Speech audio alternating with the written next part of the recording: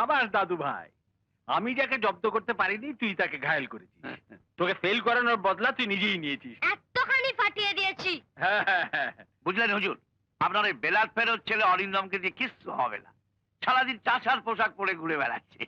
এই নাতি আপনার বংশের মান রাখবে। দেখ না ওকে কেমন তৈরি করি।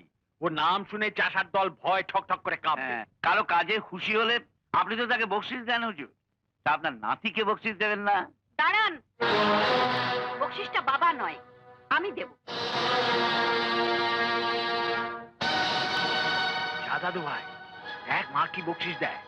পছন্দ না হলে আমি দেবো।